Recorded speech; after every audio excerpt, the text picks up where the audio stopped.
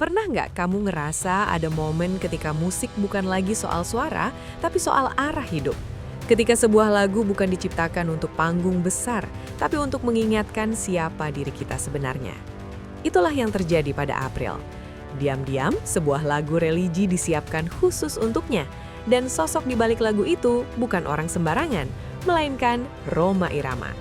Sebelum kita masuk ke ceritanya yang bikin merinding ini, pastikan kamu klik like, share video ini ke orang terdekatmu, dan subscribe channel ini sekarang juga, supaya kamu nggak ketinggalan kisah-kisah penting lainnya.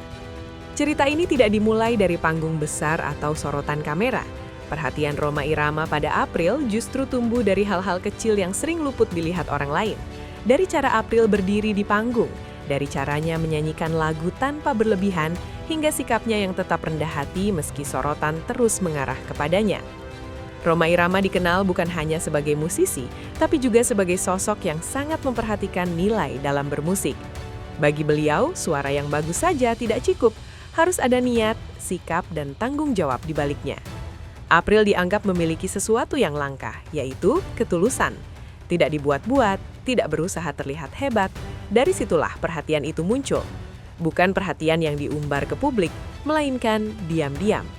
Beberapa kali Rhoma menyimak penampilan April tanpa banyak komentar. Ia mengamati, menilai, dan menunggu. Dalam dunia musik, menunggu adalah bagian penting dari keputusan besar. April mungkin tidak menyadari, tapi sejak saat itu namanya sudah dicatat sebagai penyanyi muda yang perlu diarahkan, bukan hanya dipuji.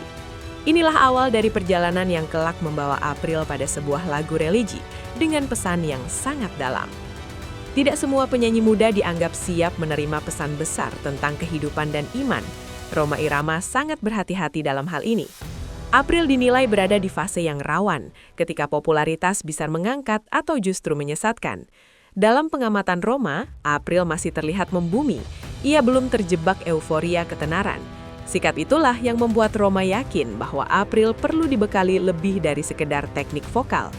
Lagu religi dianggap sebagai pagar, sebagai pengingat, sekaligus sebagai pegangan hidup. Lagu ini bukan hukuman, bukan pula beban. Justru sebaliknya, lagu ini adalah hadiah. Hadiah berupa nasihat yang dibungkus dalam musik.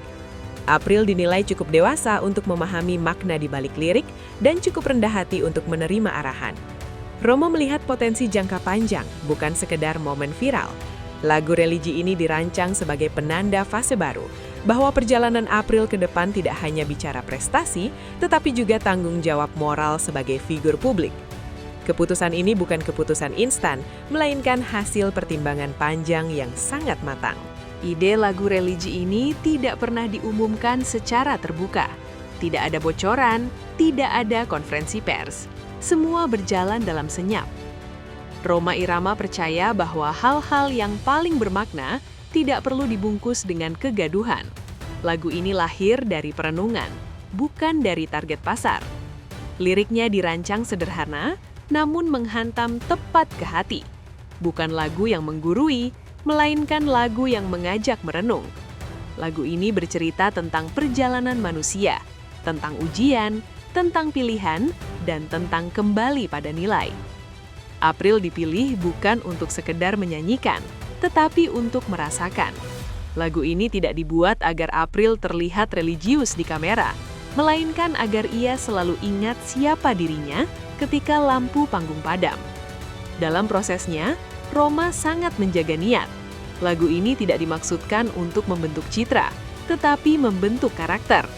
Itulah mengapa persiapannya dilakukan dengan sangat hati-hati.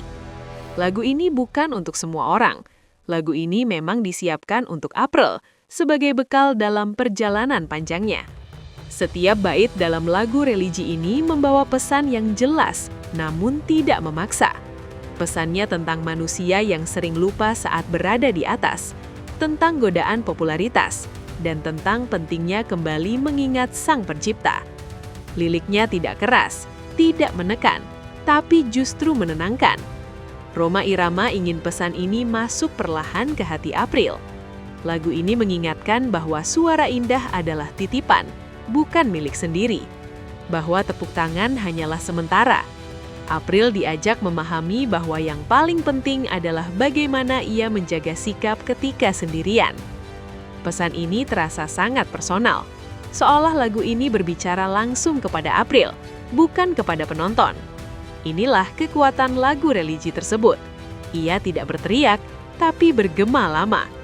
Lagu ini diharapkan menjadi pengingat setiap kali April berada di persimpangan pilihan. Sebuah kompas moral yang selalu bisa ia dengarkan kembali, kapanpun ia merasa lelah atau ragu.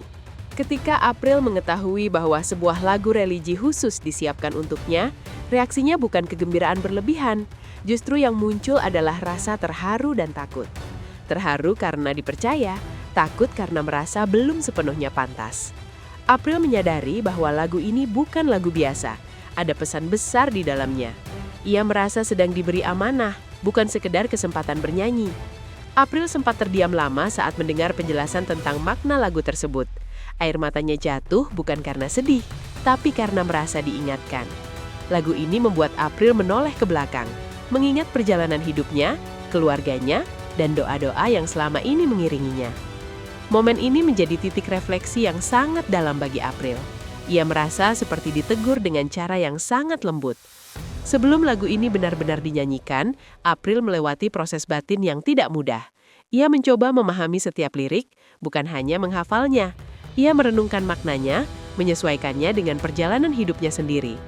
April ingin lagu ini keluar dari hati, bukan sekedar dari pita suara. Proses ini membuat April lebih banyak diam. Ia terlihat lebih tenang, lebih hati-hati. Lagu ini membuatnya berpikir ulang tentang tujuan bernyanyi. Bukan lagi tentang kompetisi, tapi tentang kontribusi. Lagu ini mengubah cara pandang April terhadap panggung. Panggung bukan hanya tempat tampil, tapi tempat menyampaikan pesan. Ketika lagu religi ini akhirnya dinyanyikan, suasana langsung berubah.